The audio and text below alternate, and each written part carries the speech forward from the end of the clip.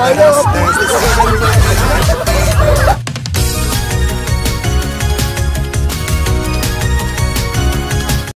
everyone! Isang magandang araw po sa ating lahat at welcome back to my YouTube channel. So ayan guys, kinanap ang Christmas party ng Team Kalingap sa pangunguna ni Kalingap Rab. Andyan ang Keyboys at Kalingap Angels. So ayan guys, ito ay ginanap nilang kanilang Christmas party. So nakakatawa guys ang pangyayari, lalong lalo na ang naging games nila, at syempre hindi rin dyan mawawala si Kuya Bal Santos Matubang. So yan guys, makikita natin ang mga kaganapan dahil ito ay naging kakilig-kilig na naman ang nangyari sa laro na ito.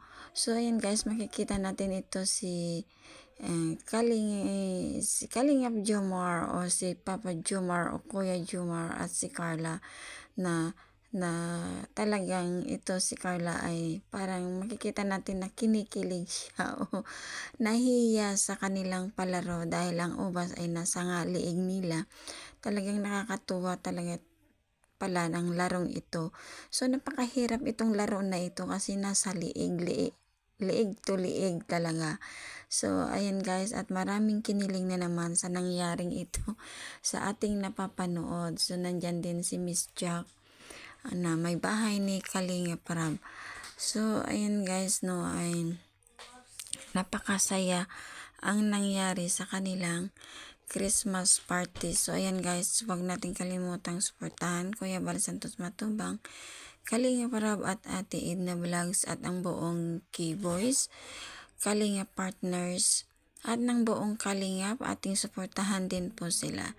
So ayan guys, at maraming salamat sa inyong panonood at walang sawang suporta sa aking munting channel. At kung kayo ay bago pa lang, please paki-subscribe din po at suportahan ng aking munting channel, Maricel Arevalo. So ito, kahit ikaw na ay nanonood, talagang makikilig ka talaga sa makikita mo pangyayaring ito. At ito nga ay nandyan talaga, lumalabas talaga yung pagka mahiyain ni Carla. So akala ko ay aayaw na ito si Carla, pero hindi pala. So ayan guys, so nakakatawa talaga ito. So kasiyahan lang po ito sa mga nangyari dahil nga ito ay New Year, ay may palaro talaga. So wala pong mali siya itong mga nangyayari.